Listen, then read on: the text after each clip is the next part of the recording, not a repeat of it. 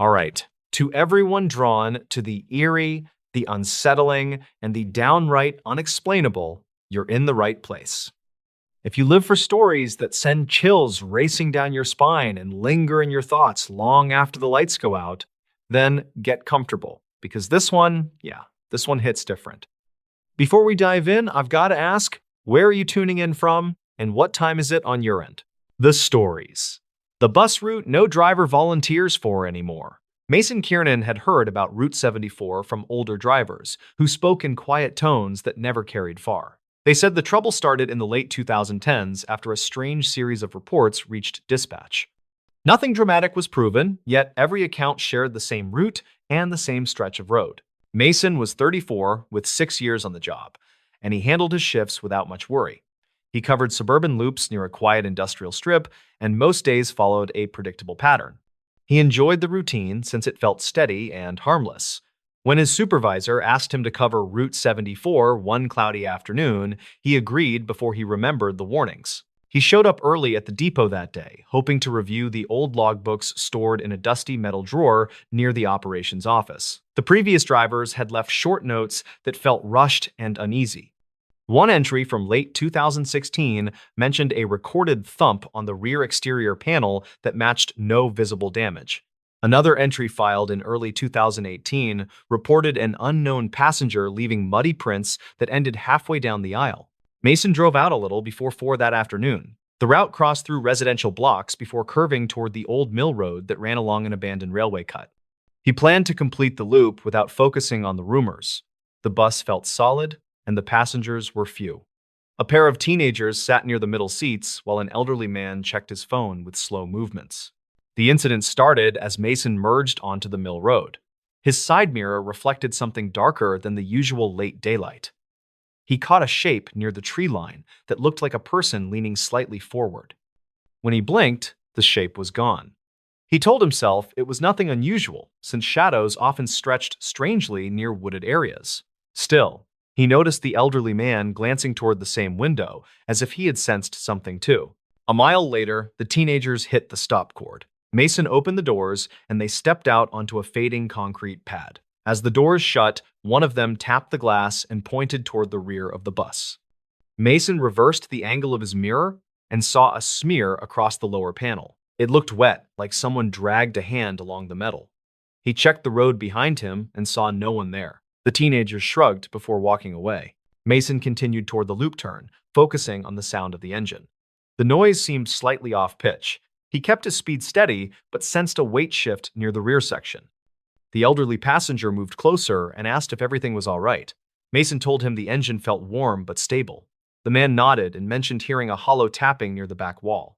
At the final stop of the loop, the elderly man stepped out, leaving Mason alone for the return run. He checked the exterior panel and found the smear dry like dust pressed by a damp glove. The shape continued a few inches beyond the edge, as if the contact started slightly off the surface. He wiped it with his sleeve and felt grainy residue flake away with an odd metallic smell. He climbed back inside and started the engine. The interior lights flickered once as the gear engaged. He made it halfway up the hill before a heavy thud sounded near the emergency exit. He braked and listened. Another softer thud followed, like something shifting its weight. He walked down the aisle with slow steps and checked each row. The seats were empty, and the air felt colder than it should for that hour. Near the back seat, he noticed a set of partial prints on the floor. They were narrower than a normal shoe, but shaped like someone walking with uneven pressure. The prints stopped exactly where previous notes claimed they ended. He crouched low and found a fragment of dried soil that did not match the usual clay from the area. It held a reddish tint closer to iron dust from the old mill yard. Mason reached dispatch through the radio and reported the noises. The operator told him to return the bus for inspection, since archived calls from earlier years mentioned similar sounds. He kept the radio open as he returned to the wheel. The air inside felt charged, like static gathering before a storm. On the way back, he passed the same hill where he had seen the shadow near the trees. The mirror caught movement again. This time, he saw a figure standing perfectly still on the narrow shoulder. The figure wore something loose that blended with the background. The face seemed pale, though he could not see details clearly. The figure vanished between glances without any sign of retreat. A minute later, a faint tapping started along the rear exterior. It rose in 3 short bursts that matched a steady rhythm. He recognized a pattern similar to someone hitting metal to test thickness. He held the wheel tight and kept driving until the depot gates came into view. Mechanics met him near the garage. They checked the exterior and found thin scratches near the rear panel that shaped a curved line not caused by branches. The residue he had wiped earlier fell into a small tray and produced a metallic odor stronger than before. One mechanic mentioned that earlier logs described identical residue after drivers reported seeing a lone figure near the mill road in late 2017. The supervisor asked Mason to retrace the interior for any objects left behind. He searched each row with a handheld light. Near the same spot where the prints ended, he found a torn strip of cloth hanging from the seat frame. It felt oddly cold, even under the warm light. The cloth carried the same reddish tint as the soil fragment. Later that night, the depot reviewed old dash recordings from previous years. Most footage showed nothing more than faint reflections. However, one clip from mid-2019 captured a blurred outline moving along the side of a passing bus. The outline kept pace for several seconds before fading near the same hill where Mason saw the figure. Investigators compared the footage with archived local reports. They found mention of a worker who disappeared near the mill site in late 2015. The report never confirmed foul play, and the search ended without results. There was no official link connecting that case to the strange events on the route, yet the timing matched the earliest driver notes. Mason stayed quiet as the supervisor reviewed the findings. The bus still sat idling with a low rumble that hummed through the concrete floor. A mechanic tapped the rear panel and noted that the metal vibrated oddly like a surface recently struck from the outside. Another mechanic mentioned hearing a faint echo that felt delayed by half a second. The depot decided to suspend Route 74 until the buses could be tested. Drivers whispered that the figure near the hill might be tied to the worker who vanished years earlier. No one claimed solid proof, yet the pattern of sightings, sounds, and residue lined up too closely to ignore. The supervisor circulated a memo explaining that the route posed operational risks due to repeated, unexplained interference. Mason drove home that night feeling the weight of everything he had seen. He replayed the moment when the figure appeared in the mirror. He tried to decide if it looked like a person seeking help or a shape formed by shifting shadows. The cloth fragment still felt cold in his memory, though he never touched it again. In the weeks after the suspension, several commuters asked why the route closed. Officials told them the road required maintenance due to instability near the railway cut. Only a few people mentioned the old rumors. Some said they once saw someone walking the hill at dusk, though none described a clear face. Mason returned to his regular loop and kept his focus on safe runs. He never requested Route 74 again. Whenever the topic surfaced among drivers, he listened quietly without adding his story. He knew what he had heard and seen on that road. He also knew that the evidence, while thin, repeated across years with unsettling consistency. The depot finally retired the buses assigned to that route. They stored them in a corner lot away from the main garage. On calm nights, staff claimed to hear soft taps on the panels as if something moved inside the old shells. No one investigated because the sound stopped whenever a door opened. Each time Mason passed the lot, he felt a chill rise along his arms. He believed the events were real, even if no official report could confirm them. Route 74 remained closed, and no driver stepped forward to revive it. The story faded from public view, yet those who worked at the depot understood why the route stayed empty. They remembered how it felt to sense a presence following the bus, and they knew some roads carry histories that never fully settle. The stories. The mine shaft everyone avoids after one winter shift. Hushed stories about a troubled winter shift lingered around an old mining town where people rarely challenged its harsh land. Locals claimed the trouble began after a night when a minor accident exposed something deeper than ice inside an abandoned shaft. Ryder Halden was 34 and worked as a maintenance tech for a small mining contractor that handled seasonal repairs.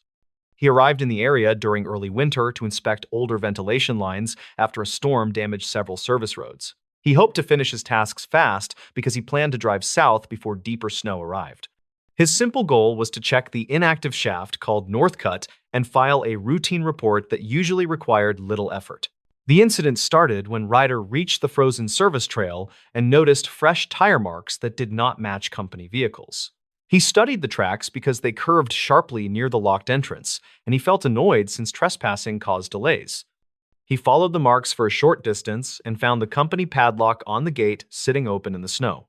That immediately changed his plan because an unlocked gate meant he needed to walk inside and confirm that no one had entered recently.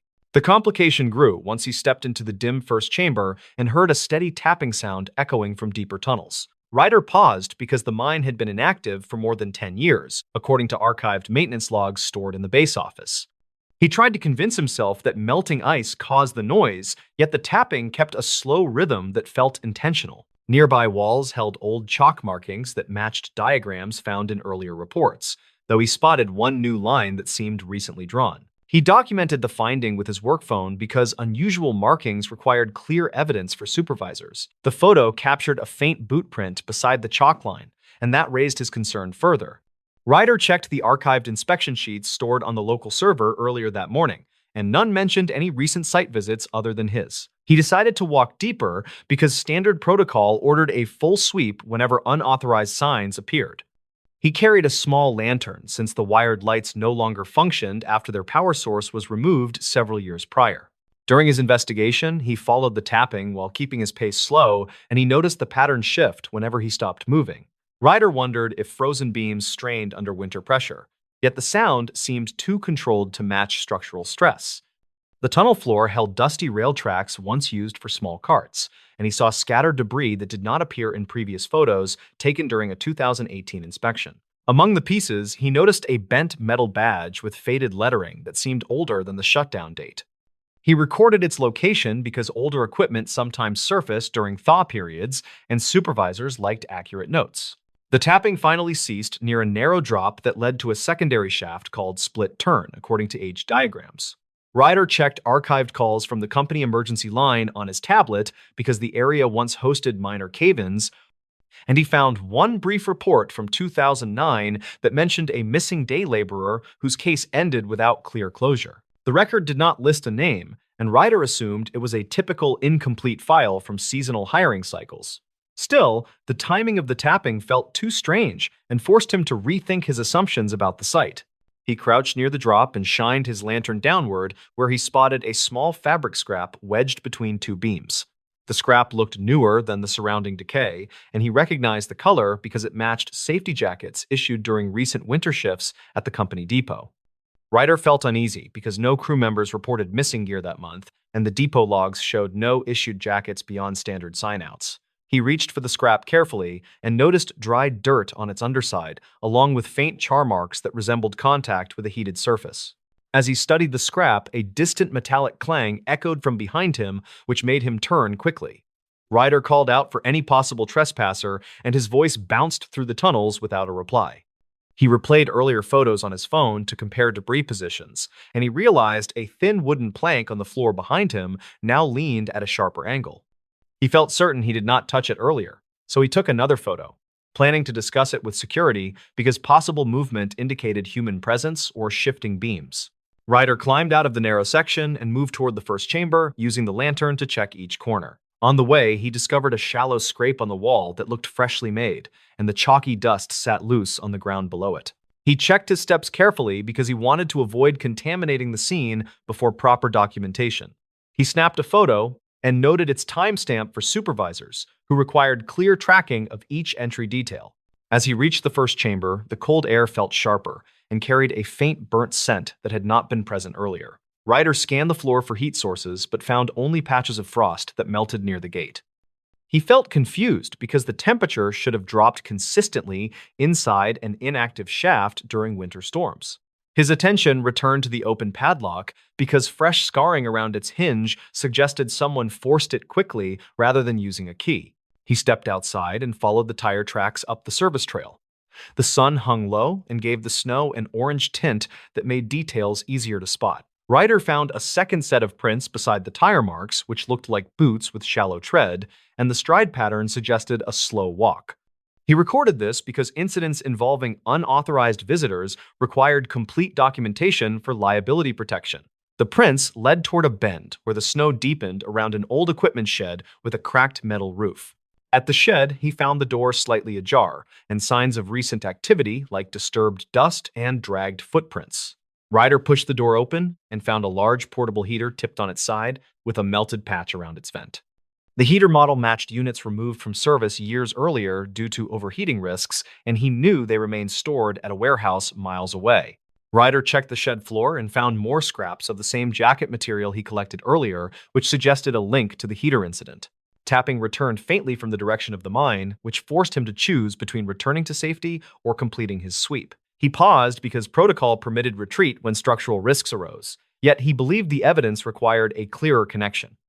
Ryder replayed the metallic clang in his mind and concluded that the noise did not match natural stress shifts. He walked back toward the gate with steady steps while comparing earlier tire tracks to ensure no new marks appeared during his absence. Inside the chamber again, Ryder traced the tapping to a side tunnel sealed during the 2009 incident mentioned in archived calls.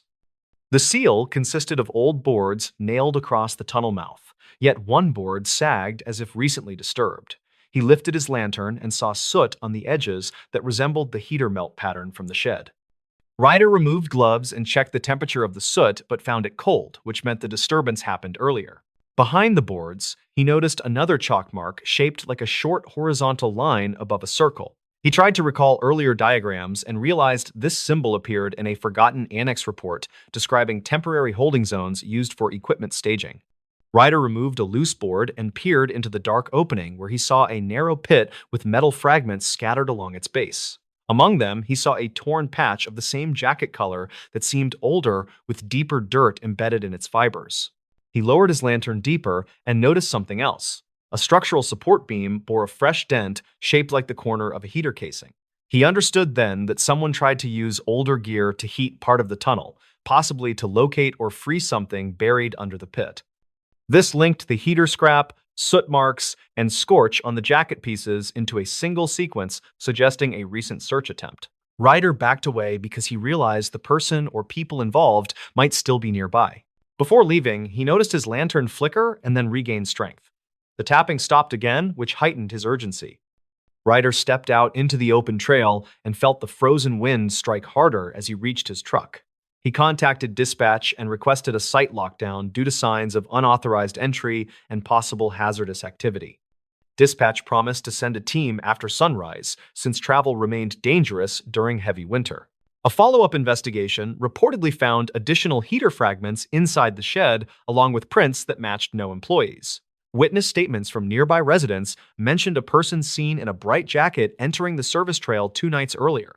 No one confirmed the identity, and footage from an old roadside camera offered only a blurred outline walking toward the gate. The pit area remained sealed after teams scanned it with ground sensors that detected minor voids but no confirmed remains or trapped equipment. Ryder later reviewed his photos and noted that the chalk symbol above the circle matched older maps that marked forgotten test zones unrelated to recorded accidents. Supervisors concluded that someone might have misinterpreted the old reports and attempted an unapproved search inside the shaft. They reinforced the gate and added warning signs that urged people to avoid the trail during winter shifts. To this day, the mine shaft remains closed, and locals still talk about the tapping that drifted through it that season. Ryder kept his notes stored on his tablet because he believed the sounds came from shifting beams rather than any hidden person. Yet he understood why others felt uneasy when passing that trail, especially when winter storms made the land crack and echo in unpredictable ways. The nurse who refused to enter room 6 again. Lila Farnes first heard about room 6 through a short entry in an old staffing report that mentioned unusual overnight disruptions. The report was dated to 2009 and came from a small regional clinic that sat outside a quiet town with limited medical resources. Lila was 33 and worked as a traveling nurse who filled short contracts in understaffed facilities. She arrived at the clinic during early autumn when the halls felt calm and the night shift moved slowly through predictable routines.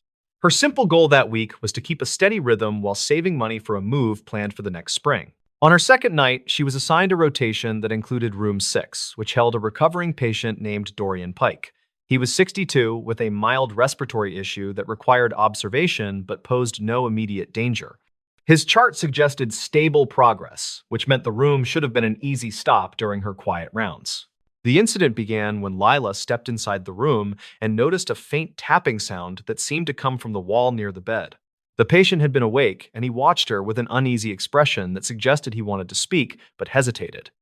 She asked if he needed anything, and he answered with a flat, "Please keep the lights on tonight," which struck her as odd, given his preference for darkness noted earlier by the day nurse. During her next pass, the tapping returned and felt sharper, like something struck the wall with steady intent. Lila checked the hallway and found nothing unusual beyond a supply cart resting near a closed door. She reviewed maintenance notes later and saw that workers had previously inspected the wall after a similar complaint in 2006, yet found no loose utilities or structural issues. The complication deepened when a nurse on the shift before hers mentioned archived calls made by former night staff. Those calls reportedly described patient distress related to sudden cold drafts that moved through room 6 even when vents were shut. Lila filed this in her mind, but kept her focus on what she could directly verify, which meant returning to the room with a calm approach and simple checks. When she entered again, she saw Dorian clutching the call button with both hands and staring at the same wall that had produced the tapping. He whispered, "They move through here," which confused her because he had no history of disorientation and his oxygen levels looked normal.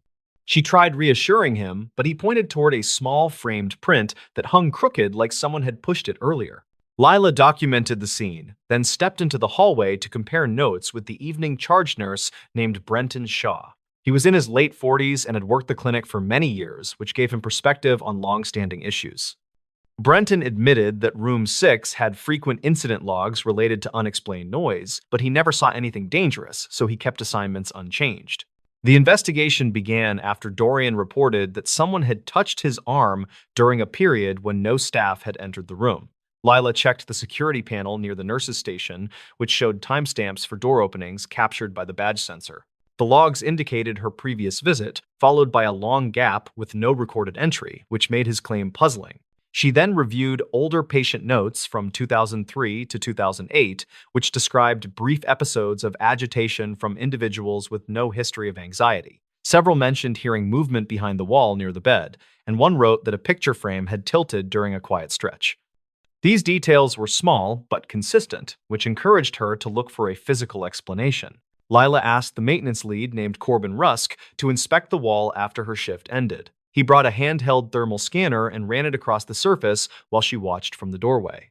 The tool showed a thin vertical band of cooler temperature that did not match the building layout, which suggested an unregistered cavity or narrow chase behind the drywall. Corbin returned during daylight with a small borescope camera designed to look behind tight spaces. He located a hidden seam in the corner that had been painted over during earlier renovations. When he guided the camera inside, they saw a slender gap between structural supports where unsecured pipes ran without proper insulation, which explained both the cold drafts and the intermittent tapping. The twist emerged when Corbin followed the pipes farther and discovered that the cavity connected to an abandoned service chase sealed decades earlier, according to archived renovation notes. That chase once linked several rooms, including room 6, where older patients had repeatedly complained about footsteps at night. The noise likely traveled along the hollow space and grew sharper as the building shifted during temperature changes. Lila returned to Dorian with the findings, which eased his fear because it gave something concrete to replace earlier uncertainty. She watched him relax when she explained how air moved through the gap and how small vibrations struck the wall during normal settling. He nodded and said, "That makes more sense than what I thought," which helped restore predictable routines for the rest of his stay. The payoff became clear a few days later when the clinic sealed the gap with proper insulation, which stopped the tapping that had bothered so many night staff over the years. Lila felt relieved because the solution fit every clue she had gathered from logs, witness comments, and earlier maintenance records. She no longer feared the room and worked her shifts without hesitation. Still, she remembered the moment she first stepped into room 6 and sensed tension that felt older than her short assignment. She knew many stories deepen when fearful people misread unfamiliar sounds, but she also understood how convincing those moments can feel. Later, she often said that small mysteries usually shrink under steady checking and clear evidence, which matched her experience at the clinic. Lila finished her contract without further issues and moved to her next job carrying a quiet confidence shaped by those nights. She still thought about Dorian and the relief in his voice after learning the real cause behind the unsettling moments. Room 6 stayed sealed and silent after the repairs, which meant future patients would sleep without wondering what moved behind the wall. The stories. What a night janitor found behind the vending machine. Roughly 10 years ago, a late shift incident at a small distribution center led to a report that never reached public records. The file described something a night janitor found behind a vending machine after a quiet shift turned strange. Rylan Cho worked nights at a regional packing warehouse on the edge of a mid-sized town. He was 37 and had been there almost 7 years. He liked the silence after midnight and usually finished his route with music in his earbuds. On this particular night, in late spring of 2014, he wanted to clock out early and get home before a storm hit the valley. He started in the loading bay with a simple goal for the night. Finish his checklist, empty the bins, and mop the narrow hallway near the break room before the wind picked up outside. The building felt colder than usual, and the air system made a steady hum that covered most small sounds. The incident began around 1:30 in the morning when Rylan passed the break room and saw the vending machine screen flick on by itself. The machine had been glitchy before, so he did not think much of it until he noticed the light did not show the usual bright menu. Instead, it looked dim with a strange gray shimmer moving across the glass. A soft tapping sound came from behind the machine. Rylan stepped closer and asked out loud if someone was stuck. He expected no reply. The tapping repeated 2 times with steady rhythm. He backed up a little and checked the doorway leading to the maintenance hall. No one else should have been there since the last forklift crew left hours earlier. He went to find the shift supervisor but realized he was alone for the next hour since the supervisor had gone to the far lot to handle a truck issue. Rylan returned to the break room and watched the machine again. The shimmer on the screen grew lighter, then faded. He unplugged the power cord to reset it, and the tapping stopped.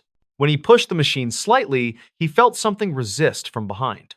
The machine sat tight against the wall with no gap. He moved it a few inches and saw a narrow, dark space behind the right side panel. Something metallic glinted inside the space. Rylan grabbed his small work light from the janitor cart and angled the beam toward the opening. A metal box covered with dust sat wedged between the drywall and the machine frame. The box looked old. The lid had a faded sticker with part of a name scratched off. He reached in and pulled it free. Inside were 3 items: a small bound notebook, a thin plastic badge with a photo rubbed almost blank, and an audio recorder the size of a deck of cards. The notebook smelled musty. The first page held uneven handwriting, saying property of Hale Dorn, who worked maintenance from 2003 to 2008 based on a short training archive. Rylan later checked. Rylan remembered hearing from older staff that Hale left suddenly after a safety investigation. Nothing official remained in the shared files. Most said he moved away. A few said he had filed complaints about strange vibrations near the break room wall. Rylan opened the notebook carefully. The first entry from early 2006 described recurring knocking sounds near the vending machine as well as faint static pulses in the wall during night shifts. Hale wrote that he made several unofficial recordings, but none stayed consistent when reviewed later. The next entries grew more detailed. Hale noted timestamps, short sketches of sound waves, and small maps of the hallway layout. One entry from late 2006 described a night when the machine screen flickered with a gray wash, similar to what Rylan had seen hours earlier. Hale wrote that the tapping seemed to follow his movements around the room. Rylan turned to the last written page, dated mid-2007. It read, "I need to get someone to check the wiring before this gets worse." The lines after that looked rushed. Hale wrote that he found a small access hole behind the machine with a narrow duct running into the maintenance room. He believed air pressure changes inside the duct caused some of the sounds. The next note stated, "I still hear something moving in there, although the duct should be empty." Rylan set the notebook down and inspected the audio recorder. It contained a small tape with a handwritten label that read Night Shift Sample 2. He slipped it into his pocket with the plan to listen later under better light. He then checked the badge. The image showed Hale with short hair and tired eyes. The back listed his role as maintenance support. Rylan pushed the machine farther from the wall to look for the duct mentioned in the notes. A narrow circular opening near the baseboard revealed an old service channel that ran behind several rooms. It had not been used in years based on the dust and cobwebs. The channel connected to the maintenance room and likely carried air back when the building used a different system. He crouched closer and felt a cool draft from deep inside the channel. The draft moved in a steady pulse instead of a constant stream. When he leaned nearer, he heard a faint scrape, followed by two soft taps. He jumped back and called out if anyone was inside. No reply followed. Ryland stood still and waited for another sound. 3 minutes passed quietly. He reached into the opening with the work light and shined the beam across the first few feet. Dust floated in the narrow space and nothing moved. The scrape sound did not repeat. He repositioned the vending machine and photographed the channel opening so he could show the supervisor. He then finished his route feeling uneasy. When his shift ended at 3, he took the notebook and recorder home. Later that afternoon, he listened to the tape. It began with low background hum, likely from the old air system. 30 seconds in, a rhythmic tapping started. It matched the pattern Rylan heard earlier.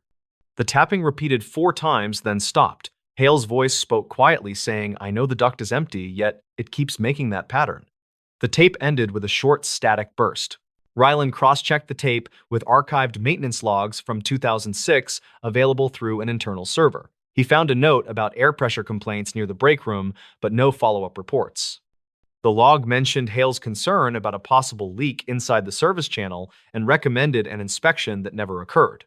Rylan met with the supervisor the next night and showed the findings. The supervisor listened to part of the tape and agreed that the sound pattern matched what past crews mentioned during older shifts. He filed a report to the facilities manager, who arranged a full inspection later that week. The inspection team removed the vending machine and opened the service channel. They found a partially detached metal flap deep inside that moved when the air system cycled. The flap created repeated taps during pressure changes, which explained the pattern recorded by Hale. Inspectors also found old tools left behind by a previous contractor, which caused the scrape Rylan heard. The team sealed the channel, repaired the flap, and recommended replacing the vending machine wiring due to aging components that caused the strange screen flicker reported by both Hale and Rylan. 2 weeks later, the warehouse returned to normal. The tapping never came back. The recording was archived inside a general maintenance file, and the notebook was stored with other historical documents kept for internal reference. Rylan kept thinking about how one small discovery behind a vending machine connected him to someone who tried to document the same odd sounds years earlier. He believed Hale had tried to solve a problem that no one else seemed to notice until the notes surfaced again. The story lives quietly inside a handful of reports, and one old tape that proves how simple overlooked issues can create experiences that feel much stranger than they are, especially during long nights when empty hallways amplify every sound. Corin prepared to leave, and he secured the logbook under his arm because he planned to hand it over to the harbor office. As he reached the ground floor, he heard a deep thud from above, like something heavy striking the metal railing. He looked up the stairwell and saw dust drifting through the pale air, and he called out in a steady voice, asking if anyone needed help. No reply came, and he hurried outside because the building felt wrong. The fog had thickened into a wall that blocked the path back to town, and he saw a faint glow near the rocks, as though the skiff lights flickered through the mist. He considered walking toward the beach, and he radioed the harbor office with a brief report of strange activity near the tower. Dispatch logs indicate that Corin's transmission cut off mid-sentence, and the signal ended with a burst of static. A search team followed the path an hour later, and they found his tool pack near the lighthouse door, but not his radio or the logbook. Witness statements described drifting voices on the water that night, and one crew member claimed he saw a dim lantern moving inside the tower. The unsigned log discovered months later matched the fragments found in Corin's notes, and investigators believed the entries were written over several days. They concluded that the skiff likely struck a submerged ledge, and they suspected Corin attempted to reach survivors through the dense fog. No further entries appeared after the final line mentioning the figure on the gallery. The lighthouse remains closed today, and the tower stands quiet during most storms. Local crews say the watchroom light sometimes flickers during heavy fog, and they assume it is faulty wiring from years of neglect. The final log stays in a small archive, where the pages still show faint stains from salt air and old sea fog, and the case sits unsolved with quiet respect for the missing caretaker. The stories never take the shortcut behind the closed factory. The old shortcut behind the closed factory had a reputation that reportedly dated back to the early 2000s. Local reports described strange audio picked up by nearby delivery cameras during quiet nights when almost no one walked there. A worker named Lyron Strayed, who was 34 and handled maintenance jobs across small industrial sites, first heard those claims during a routine shift. He did not care much because his focus that day was finishing a late repair, then getting home before midnight. His route usually stayed along the main road, which felt safer and better lit. That changed when a dispatcher called near the end of his shift and asked for a quick check on a generator that kept tripping alarms. The generator sat near the old factory's fence line, which meant he had to park close to the edge of the blocked shortcut. He grabbed his tool bag and walked toward the unit while thinking about the shortcut stories he had ignored for years. The generator itself looked fine, though the alarm reset kept glitching in a way that suggested a loose internal relay. Lyron unscrewed the panel and ran a simple line test, which showed steady current without major issues. He decided the alarm might be reacting to stray interference from another unit placed years earlier near the empty factory. He stepped around the corner to inspect the older unit and noticed something unusual on the dirt path behind the fence. Fresh tire marks cut through the narrow corridor that was supposed to be locked and unused. He checked the fence and found the chain wrapped but not fully secured, like someone had looped it quickly without snapping the lock. Lyron returned to his truck for a small flashlight and snapped 2 photos of the fence for his report. He wanted to note it in case building management had missed scheduled security checks. When he stepped back toward the generator, his radio crackled with a faint, distorted signal that did not match the dispatch channel he normally heard. He held the radio higher and listened as the interference grew stronger. A voice whispered a short phrase that sounded like an address fragment, though the last part cut out sharply. He checked his phone to compare signal strength, yet noticed a timestamp glitch on his call log that he had never seen before. He documented that odd timestamp with another photo, then continued to follow the tire tracks just far enough to understand their direction. They ran straight toward a collapsed loading ramp behind the factory that had not been accessed since a structural inspection during 1999. The ground around the ramp looked disturbed, like heavy weight had pressed into softened soil. He decided to notify dispatch from his truck, but his radio remained unstable even after he switched frequencies twice. A high-pitched tone hit suddenly, forcing him to hold the device farther from his ear. When the tone stopped, the radio returned to silence, and his screen lit with a brief recorded notification that did not belong to his model. Lyron scrolled through the message and found a short, archived clip that showed poor quality video from an unknown camera. The clip displayed the same loading ramp he had just examined. A figure moved across the screen, but disappeared mid-frame like the feed had dropped instantly. He drove closer to the edge of the shortcut and shut off his headlights to see the area better. The last street lamp flickered, producing uneven light over the ramp and fence. He kept his phone ready for an emergency call. He also reviewed his earlier photos because he wanted a clearer sense of the path shape before stepping near it again. Details he overlooked became clearer with a second look. The tire tracks overlapped an older set of boot prints that moved in the opposite direction toward the outer road. Those prints looked narrow and deep, like someone had walked quickly while carrying a heavy load. He checked the soil near his boots and found similar compression marks that matched the archived clip patterns almost exactly. He took more pictures and followed the tracks until he reached a corroded service door near the ramp. The door sat slightly open, though crews had sealed it with metal brackets during 2006. He pushed gently and felt resistance from warped hinges rather than any locking mechanism. Inside, the air smelled stale, and dust covered most surfaces. His light caught the outline of a forklift abandoned long ago, though the tire dust pattern suggested recent movement that did not match the machine's dead battery state.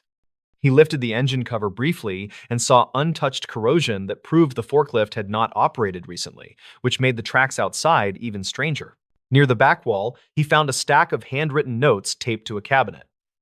The pages carried dates from the late 2000s and documented repeated complaints about unauthorized after-hours activity. One note mentioned an unidentified van entering through the same corridor that created the tire marks he saw. Another described auditory anomalies inside the building, captured by a security mic later removed during an equipment reduction. He copied the notes by taking photos and moved to the other end of the room where a damaged camera hung loose. The camera's data card remained inside, though the casing had cracked. He removed the card carefully and placed it inside an evidence pouch he kept for documenting property damage. The pouch kept dust-off sensitive parts, which might help tech staff recover something useful. When he stepped outside again, he noticed the street lamp flickering faster. A shadow crossed the ramp area, though no one appeared nearby. He raised his flashlight and scanned slowly until the beam caught a piece of torn reflective tape stuck to the fence. The tape matched a style used by highway crews in the early 2000s and had similar aging patterns to tape visible in the archived clip. He returned to his truck to call dispatch again and finally reached a stable connection. The dispatcher listened, then pulled up two old maintenance logs that referenced unusual trespassing during night shifts between 2003 and 2008. Those logs mentioned a possible smuggling route using the service door before the factory closed. The route was believed sealed after the inspection in 2006, but no follow-up confirmation existed. Lyron asked the dispatcher to check one more detail, specifically whether any recent patrol cars had reported activity near the shortcut. She checked and found a brief report from earlier that evening. A driver claimed he saw a van enter the far side of the blocked road, though no vehicle appeared on traffic cams afterward. He finished his call and walked back toward the generator to close his initial work order.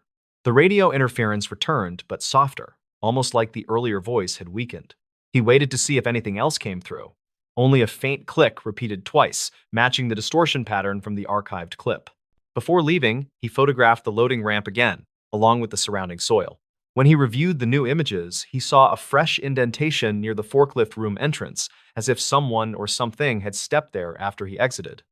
The shape looked too narrow for a normal boot, but aligned perfectly with the print glimpse seen in the archived clip. He left the site carefully and locked the outer gate before sending all photos and the data card to the tech department. He then wrote a detailed report describing each anomaly exactly as he observed it.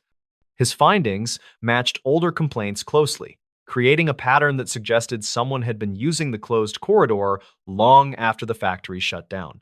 The next morning, the tech team confirmed the data card contained partial footage from 2 nights earlier that showed the same shadow crossing the loading ramp. They also discovered faint audio that matched the strange voice Lyron heard through his radio. It repeated the same clipped address fragment that had confused him near the generator. Investigators later checked that fragment and found it corresponded to an unregistered storage lot once connected to the factory by a freight contract during the late 1990s. The lot had changed ownership several times without clear documentation, which explained why no record connected it to the shortcut corridor anymore. Lyron stayed involved through follow-up calls for several weeks. His report became part of a larger inquiry into abandoned freight routes that still carried untracked activity. The case remained unofficial because none of the evidence pointed to a clear suspect or purpose. It only showed movement that had restarted for unknown reasons. He sometimes drove past the site after work and noticed the city had installed better locks and stronger lights. The shortcut no longer flickered with the eerie randomness that greeted him that night. He never again heard the distorted voice or saw odd timestamps on his radio displays. The experience left him cautious about places that looked abandoned but still carried signs of movement. He understood how easily someone could miss tiny clues unless the light hit them at the right angle. Every tire, track, shadow, and flicker had pointed to something real that operated quietly in the gaps between forgotten structures. He still thinks about the warning he heard from older workers who told him to avoid that corridor. Their stories felt exaggerated back then, yet the evidence he gathered proved there was always something strange behind the closed factory. The stories. The archivist who decoded a warning inside a missing person file in a small county records office tied to a quiet mountain town, a file about a long missing hiker raised concern. It arrived without explanation in a plain envelope with an outdated seal that looked wrong to the staff. Calder Rusk was 39 and worked as an archivist who handled old case materials with careful routine. He liked quiet tasks during long shifts and kept notes about unusual items that passed through his desk. He lived outside town and drove an old sedan that handled mountain roads well. His plan that day in early autumn was simple. He wanted to finish indexing property disputes from 2008 and leave before sunset. The envelope changed that plan with a sharp interruption. Its paper felt older than the date stamp, which claimed 2015.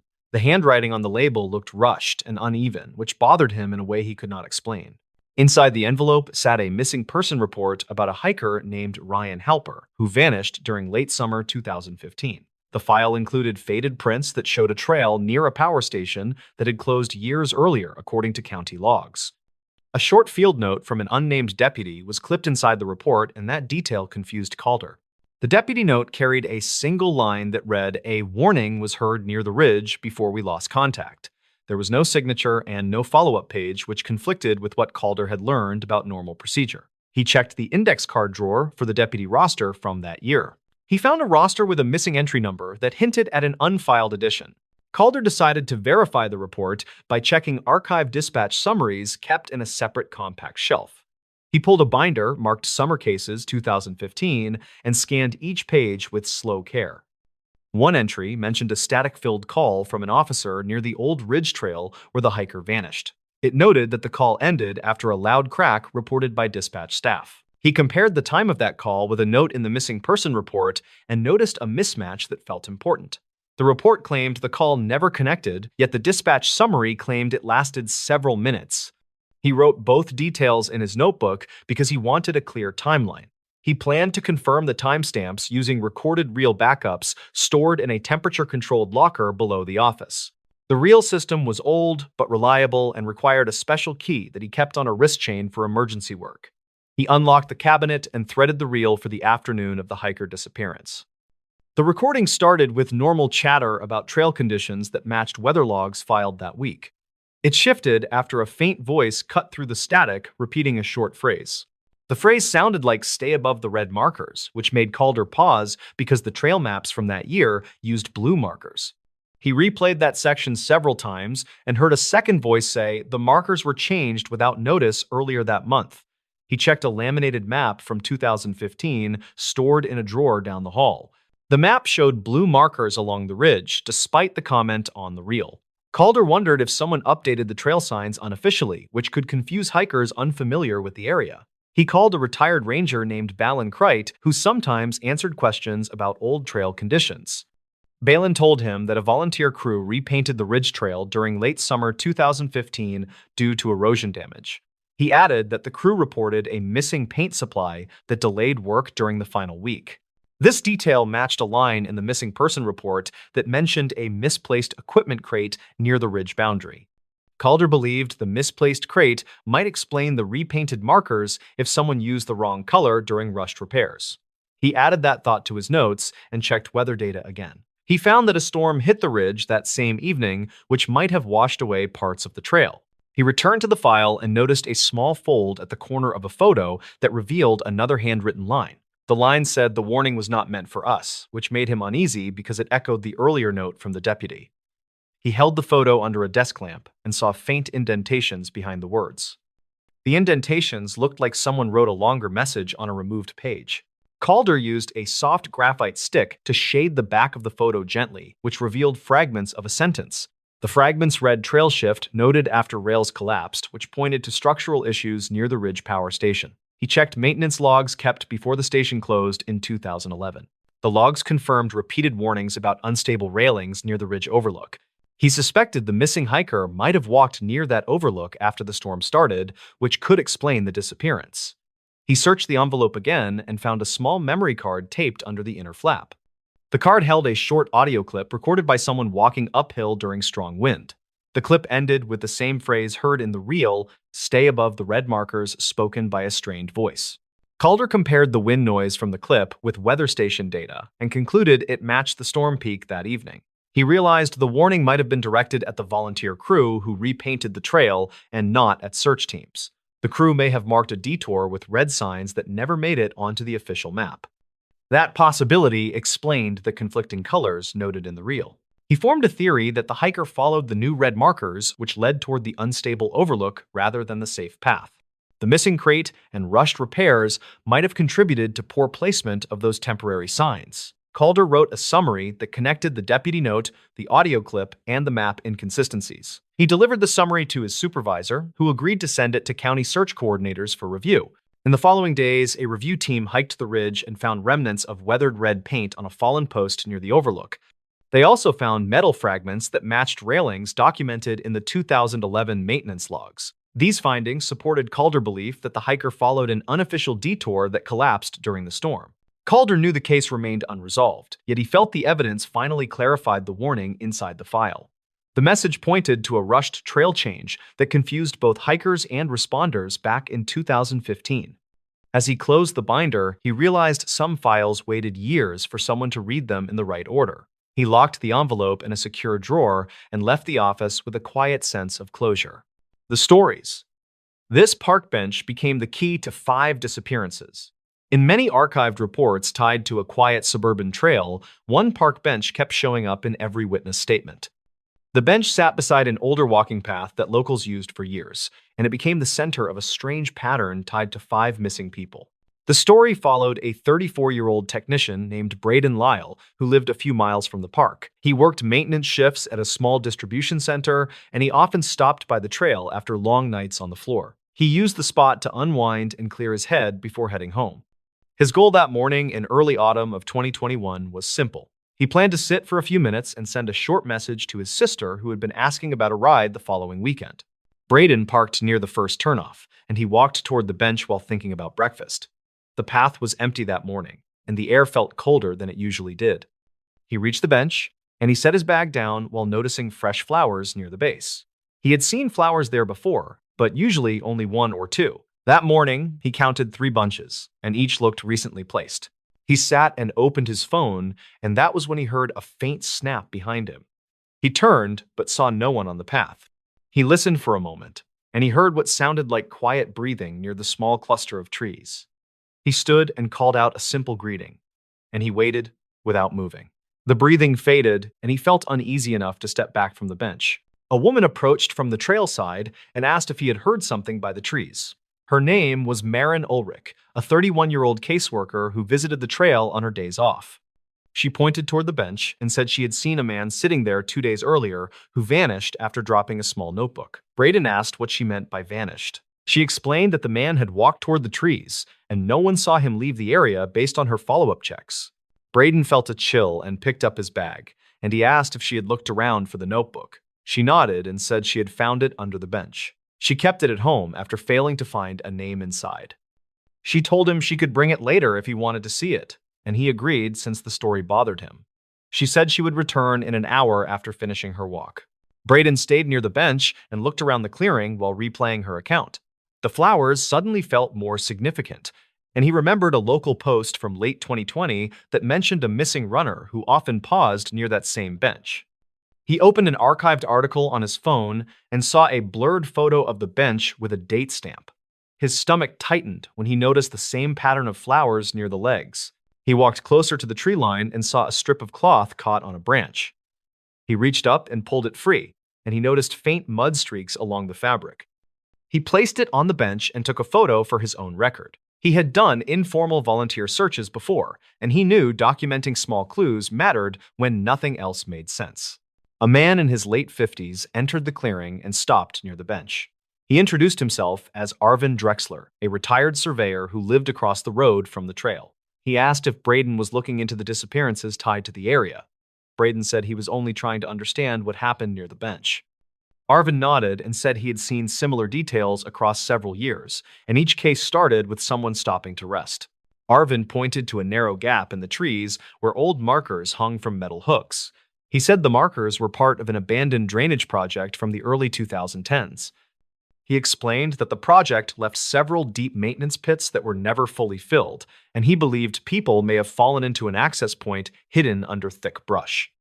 Braden asked if he ever reported that theory. Arvin said he tried, but no one followed up due to limited staff and unclear evidence. Maren returned with the notebook in her hand, and she gave it to Braden. The cover felt worn, and several pages had faint impressions of older notes. He flipped through and found a short line written on the last page. It said, "Met them again by the bench after nightfall." The handwriting looked shaky, and the ink appeared fresh compared to the other pages. Braden asked where exactly she found it. She said it had been wedged between 2 boards under the far side of the bench. Arvin leaned closer and said he had never seen anyone place a notebook there, which made him think the writer returned recently. Braden felt the temperature shift and noticed a faint draft coming from the gap in the trees. He walked toward the marked area and pushed aside thick branches. Beneath the fallen brush, he found a concrete lip with rusted bolts. The ground dipped sharply, and a hollow space opened several feet below. He knelt and used his phone light to check for movement. He saw only old tools and a broken ladder, yet something about the depth made his pulse race. He called out to ask if anyone was down there. No one answered, but a weak echo carried the sound back. Maren suggested checking the other side of the pit for a safer angle. They circled the clearing, and Arvin pointed to a collapsed section of fencing that partially covered another opening. Braden cleared some branches, and he spotted a shoe near the edge. The rubber looked worn, and the sole pattern matched a detail from the runner case he had read earlier. He carefully reached for it, and he noticed dry mud around the heel. Braden asked Arvin to hold his phone while he photographed the shoe. Maren stepped back to avoid disturbing the area, and she scanned the surrounding branches for more fabric. She pointed to another strip caught on a higher limb, which matched the cloth Braden found earlier. They connected the pieces and realized someone had likely moved through the gap with enough force to tear clothing. Braden called a non-emergency line and reported the discovery. He gave general details without naming the notebook and said he believed an old maintenance pit posed danger to visitors. A dispatcher said someone would check the site later, though no estimate was given. That answer frustrated Braden, and he decided to take additional photos to support the claim. As he prepared to leave, he noticed the flowers again and realized each bunch marked dates close to older missing person reports. He photographed the flowers and compared their spacing to the article images. The match felt close enough to suggest someone used the bench as a memorial or a signal. Maren suggested the writer of the notebook might have met someone connected to those flowers, and the line about meeting them again could imply repeated encounters. Braden opened the notebook once more and touched the last page. He noticed tiny indent marks above the line that hinted at a torn message. He angled the page toward the light and saw faint shapes. It looked like someone had written a location reference before removing the sheet. He took a close photo, planning to use editing tools later to enhance the impressions. They decided to walk the perimeter of the clearing before leaving, and Arvin guided them to an older fire road behind the benches. The road had cracked pavement and faded tape lines. He said he once saw a person wearing a reflective vest walking that area at night during 2018. He never identified the person, but he remembered the pattern on the vest matched old county uniforms that were discontinued years earlier. Braden connected that detail to the notebook entry and wondered if the writer had followed someone who claimed to inspect the trail. Maren said the county stopped sending inspectors to that area due to limited funding, which made the sighting even stranger. Arvin agreed and said the person may have used an old uniform to avoid suspicion. They returned to the bench, and Braden looked at the wooden boards where the notebook had been found. He noticed scrape marks near the underside. He slid a hand under the frame and found a small metal clip. It felt loose, and he pulled gently. A folded paper slipped out and landed on the ground. He unfolded it and read a short handwritten note that said, "Follow the lights near the cutoff after dark." The writing matched the notebook. Maren covered her mouth and said the message made her think someone used small lights to guide visitors toward the maintenance pit. Arvin said he once saw flickering lights near the cutoff during late 2019, but assumed they were kids playing with flashlights. Braden realized the lights may have lured curious people toward the gap. They stood silently as the idea settled. The disappearances could have been accidents caused by a hidden pit and a misleading light source. The writer of the notebook may have followed the lights and nearly fell or witnessed someone else fall. Braden suggested the writer tore out the earlier page to give it to someone, possibly a friend or an officer, yet the person never turned it in. A faint gust moved through the clearing, and Braden felt uneasy again. He gathered the notebook and folded note, and he said he would deliver them to the local station as soon as possible. Maren said she would provide her statement about seeing the notebook drop 2 days earlier. Arvin agreed to guide officers to the pit if needed. They walked back toward the parking area while discussing safer trail access. Braden looked over his shoulder at the bench, and he felt a strange pull.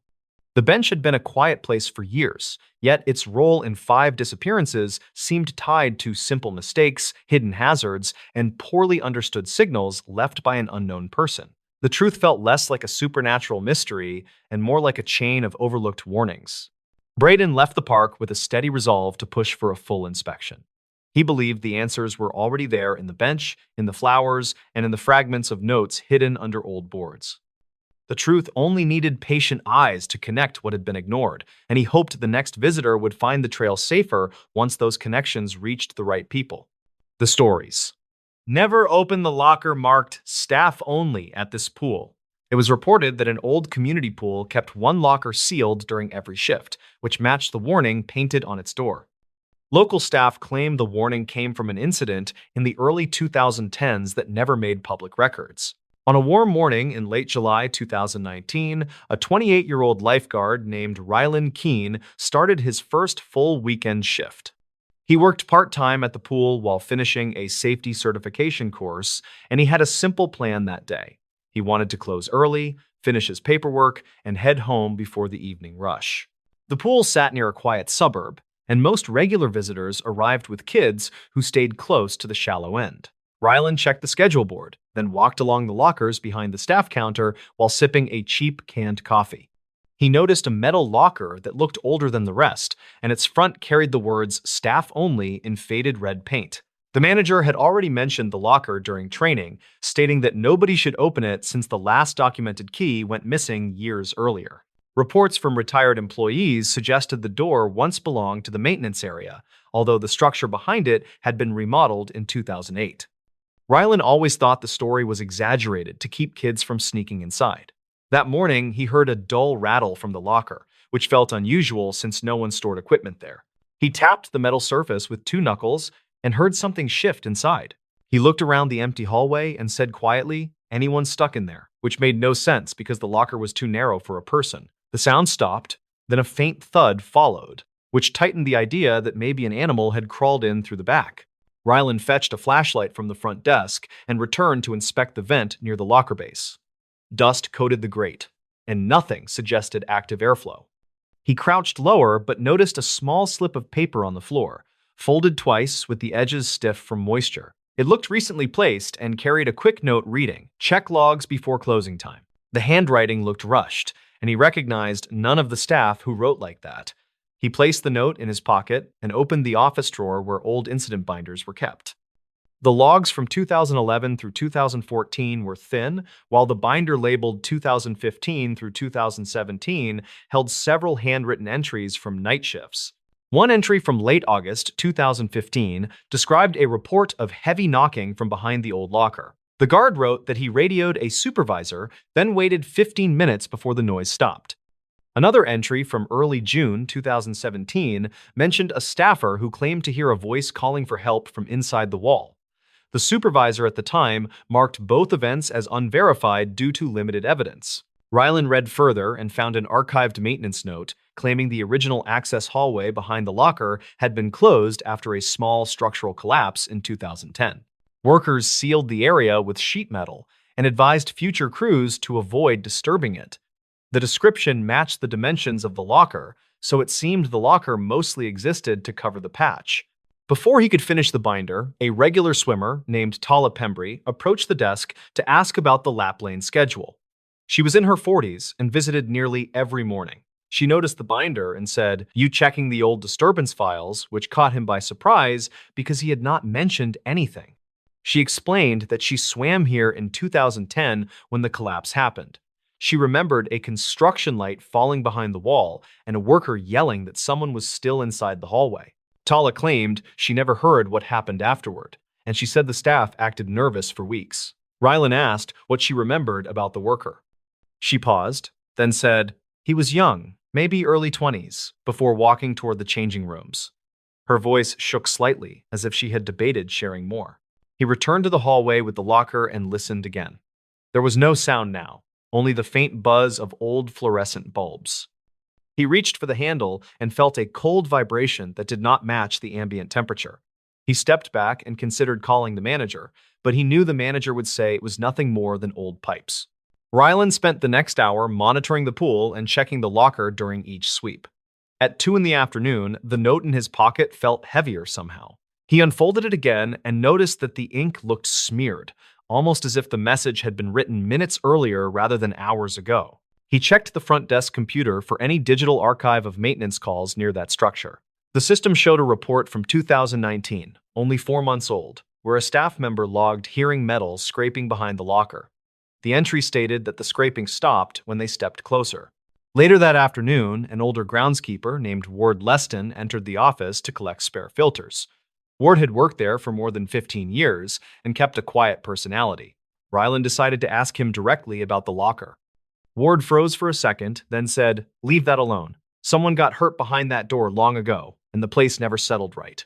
He refused to explain further and left with the filters without another word. With every hour passing, the hallway felt heavier, as if the air thickened around the locker. Around 5:30, the pool emptied, and a soft tapping came from the metal door. Rylan tightened his grip on the flashlight and said, "If there is an animal inside, I have to check before closing." The tapping shifted into a sliding sound, as if something moved downward. He leaned close and whispered, "Do you need help?" which felt ridiculous, but came out naturally. To his shock, a weak voice answered through the thin panel. It sounded like a scared young man saying, "I am stuck in the hall," followed by a strained cough. Rylan jumped back, then approached again and said, "I will get help. Stay calm." He ran toward the maintenance shed and grabbed a crowbar, then returned with his pulse racing. He wedged the tool under the corner and pried, expecting the metal to bend easily. Instead, the locker door lifted sharply on its own, almost like someone had tugged it from the inside. A sharp burst of cold air hit his face as the door cracked open by less than an inch. He pointed the flashlight through the gap and saw a narrow cavity behind the metal panel. It looked like an old service corridor lined with dusty concrete. At the far end, he spotted a reflective surface that resembled a safety vest, and the faint voice called again, saying, "Please pull me out." The corridor seemed impossibly deep compared to the thickness of the wall, which caused him to recoil in confusion. Seconds later, his radio crackled by itself with heavy static that drowned all pool noise. The corridor darkened as if an unseen shadow moved closer, and the vest shape disappeared completely. The voice stopped mid-sentence, and the temperature dropped sharply, making his arms shake. He stepped backward, and the locker door slammed shut with a force that echoed through the empty hallway. He tried the handle again, but it would not budge, and the flashlight died without warning. He backed away and held his breath as the building settled. No further sounds came from the locker. Dispatch logs later stated that he reported the incident at 6:10 in the evening, though the call lasted only 9 seconds before the line failed. Management inspected the locker the next morning, but found no evidence of a corridor or any exposed space. They claimed the interior showed only plywood backing and sealed insulation. Rylan insisted on what he saw, but the staff reminded him that the structure behind the locker had been permanently filled. He wrote a full report, which was stored with older, unexplained events. Weeks later, a former construction worker visited the pool to repair a broken gate.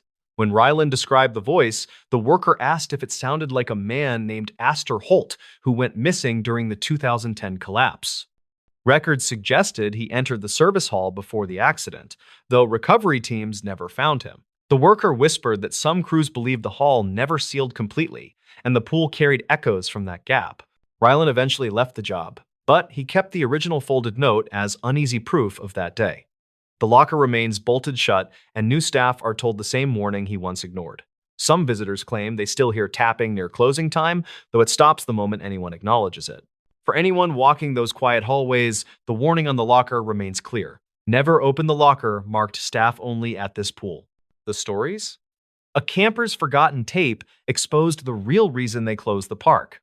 The old park had been shut for years after a string of unexplained incidents that locals still mentioned in quiet tones. The only solid clue ever discussed came from a small camcorder tape found inside a forgotten overnight pack near the North Trail. The story followed a 26-year-old school technician named Lyle Rooker, who visited the park in early autumn of 2019. He worked long weeks in a crowded lab and wanted one quiet weekend before the winter rush returned. He drove out early on a Friday, hoping to film some wildlife and maybe catch a quiet sunrise near the ridge. Lyle picked a simple loop near a small lake and planned to reach a clearing before dark so he could set up his camp. He checked the weather, loaded his pack, then started the trail with a relaxed pace that matched the quiet feel of the woods. The place had been thinning in visitors for years, and he enjoyed the stillness while he walked toward the lake. The incident started when he noticed a narrow side path marked only by faded blue tape tied around a leaning pine. He looked at his printed map and saw no hint of that path, even though it seemed recently used by something heavy. The ground showed deep impressions and a few dragged lines that he could not match with normal hiker traffic. Lyle moved closer to inspect the impressions, and he recorded a brief clip while he knelt near the dirt with the camcorder.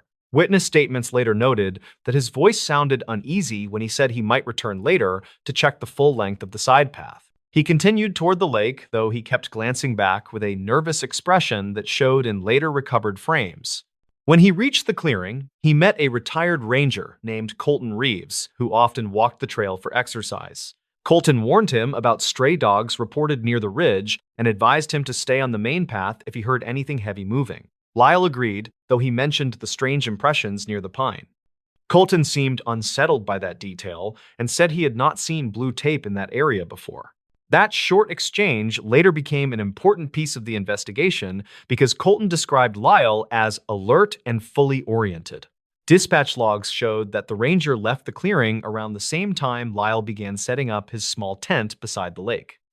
The sun was dropping behind the ridge, and he recorded a simple note saying he would return home early Sunday. The complication began when distant knocks echoed across the water after sunset. The tape captured 3 sharp hits, followed by a slow dragging sound that rolled through the trees. Lyle whispered a short question, asking if someone was swinging tools, but no voice answered before the sound faded. He stepped outside with the camcorder, and the footage trembled slightly while he walked toward the shoreline. That part of the tape showed ripples moving across the lake, though the surface looked calm seconds earlier. A dim shape crossed from right to left near the far bank, but the frame blurred before any exact detail formed. Investigators later judged the shape to be human-sized, though they could not confirm height or posture. Lyle backed away, and he ended the clip with a quick excuse that he needed more light. Evidence gathered from his tent indicated he tried to sleep but stayed awake most of the night. His pack remained open, and he had placed the camcorder near the entrance so he could reach it quickly. Around 2 in the morning, a second set of knocks started. The tape recorded them with clearer tone, and they sounded closer to the clearing than before. Lyle stepped out and aimed the camcorder toward the trees near the side path. The audio picked up cracking undergrowth along with short breaths that suggested he was frightened, yet still curious enough to film. Then a faint voice appeared near the edge of the microphone range. The voice asked if anyone had seen the dog from the ridge and repeated the question twice. Investigators matched the voice to a missing hiker reported 3 seasons earlier, according to archived calls. That hiker had vanished during a late storm near the North Trail, and his final message referenced a stray dog that followed him across the ridge. The match was considered probable, though never confirmed, because the audio was worn with age. Lyle walked a few steps toward the sound, though he kept enough distance for a quick retreat. The tape showed a tall figure standing between 2 pines with an odd tilt at the shoulders. The figure swayed slowly, as if injured, and the lower right side appeared fixed in a stiff angle. Lyle asked if the person needed help. The voice did not answer, and the figure moved further into the trees without showing its face. The investigation deepened when rangers found Lyle's camp untouched the following afternoon, with his tent still upright and his food sealed. His phone lay inside the tent with 2 attempted calls made around 3 that morning. The calls never connected due to weak signal. The camcorder was found near the base of the leaning pine where the faint blue tape had been tied. Search teams followed the side path and found more deep impressions along with a torn jacket fragment that matched the missing hiker's clothing from 3 seasons earlier. The fragment was caught on a low branch roughly 20 yards from where Lyle recorded the swaying figure. Soil samples indicated repeated movement through that area, though not enough to identify specific tracks. The twist emerged when investigators compared Lyle's final clip with an older wildlife survey recorded 6 years earlier. Both clips captured the same faint voice asking about the dog near the ridge. The survey team noted the voice, but assumed it came from campers beyond the tree line.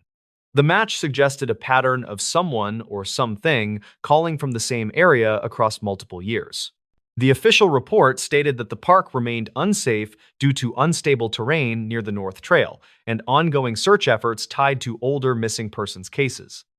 Unofficially, several rangers believed the repeated voice signaled a person who wandered off the main path and survived through unknown means. They felt the figure avoided help and followed hikers who entered the side path after dark. Lyle was never found despite extensive searches that covered every marked route and several unmarked stretches. His camcorder tape became the final recorded clue, showing his calm approach that shifted to rising fear as the figure moved away. The park closed soon after officials reviewed the tapes and compared them with archived survey audio. The case left a quiet note in local reports, stating that people sometimes leave trails for reasons no one fully understands. The forgotten tape remained the clearest glimpse into those final hours, and it shaped the quiet acceptance that the park would not reopen in the near future. The closing line on the internal report stated that some paths stay hidden for good reasons, and not every question finds a safe answer. The stories. Why the police sealed off this roadside chapel. The small roadside chapel sat near a quiet county highway where drivers sometimes stopped during long rural trips. Local deputies reportedly closed it in late 2019 after a traveler found something that changed the tone around the place. The building was simple, and people usually barely noticed it. The story centered on a 34-year-old maintenance surveyor named Corbin Hale, who often drove that route for work. He lived in a nearby town, and he usually kept to a steady schedule that involved checking rural drainage markers along the highway. On a mild afternoon in late September of that year, he planned to finish early so he could meet a friend for dinner. He stopped near the chapel because one of the markers behind it looked slanted, and he wanted to document it. He walked toward the spot while carrying a small camera and a work notebook. The chapel door stood slightly open, and he remembered hearing nothing except distant traffic. He planned to ignore the building until he heard a short tapping sound from inside. The sound made him pause, and he stepped closer to check if someone needed help. He called out a quick greeting but got no answer, which felt strange considering the soft tapping kept going. He pushed the door with his boot and saw dust drifting through a bright slant of late daylight. A wooden bench near the front looked recently moved because its legs scraped fresh lines across the floor. The tapping came from deeper inside the room, which held only simple furniture and a small cross fixed above a shelf. Corbin noticed a backpack sitting beside the far wall, which did not belong to anyone he had seen earlier. He stepped in and recorded a short clip on his camera to document the scene. The tapping stopped once he moved toward the backpack. He felt uneasy, which he later described in a written statement to deputies. He returned outside and found a driver who had pulled over to check a map. That driver, named Rhea Dunford, told police she had been there roughly 10 minutes and saw no one enter or exit the chapel. She agreed to wait while Corbin called the non-emergency line to report an unattended bag because he worried about possible travelers who might need help. Deputies arrived 20 minutes later, according to their logs, and inspected the chapel with measured caution. Inside the bag, they found a wallet and an old flip phone plus a folded printed photo of the chapel. The photo looked like it had been taken years earlier because the paint on the door in that image was a different shade. The wallet held no cards, and the phone battery was nearly dead, but it powered on long enough for one deputy to see 3 saved video clips. Those clips showed brief shots of the chapel interior taken during different seasons, which suggested someone had visited repeatedly. In each clip, a bench had been moved to a different spot, and in the final clip, a faint figure appeared reflected in the small window which faced the highway. Deputies later said the figure looked like a person crouched near the bench, though the image lacked clarity. Investigators reviewed old repair records for the chapel, which belonged to a small regional trust that handled forgotten roadside structures built decades earlier. The trust produced a file showing a volunteer caretaker named Myron Keats, who went missing in early 2009 during a routine supply run. His last note mentioned stopping at the chapel to drop off paint. No clear link existed between his disappearance and the backpack, except the printed photo which matched the photography style in a few older trust documents. Investigators searched local archives for any reported visits after his disappearance and found a single entry in 2015 from a driver who claimed to see a man moving a bench inside at dusk. That report named no suspect, and the driver never returned follow-up calls. Deputies used the phone clips to frame their timeline and interviewed residents who passed through the area before the chapel closure. One witness, named Avery Lorne, recalled seeing a tired-looking man near the highway in early 2017 carrying what seemed like paint supplies. She described him as quiet and focused on the chapel path. Her statement matched the trust note, which strengthened the idea that someone remained connected to the building for years. Investigators also compared the fresh scrape marks on the floor with older photos taken by trust volunteers. Those older photos showed the bench in fixed positions, which suggested someone had moved it repeatedly in recent months. This supported the idea that the visitor returned long after Myron disappeared. When they completed their review, they sealed the chapel for safety because they believed an unknown person had been sheltering there. The person possibly struggled with memory issues or untreated fear of being found, according to one unofficial summary shared with Corbin. They suspected the tapping sound came from the bench shifting under slight pressure, which fit with his description.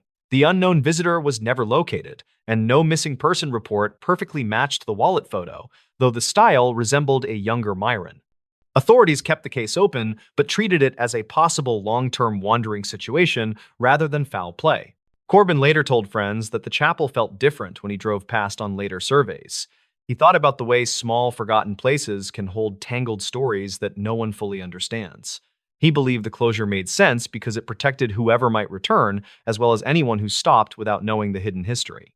He still remembered the tapping sound and considered it a reminder that quiet places often carry quiet warnings.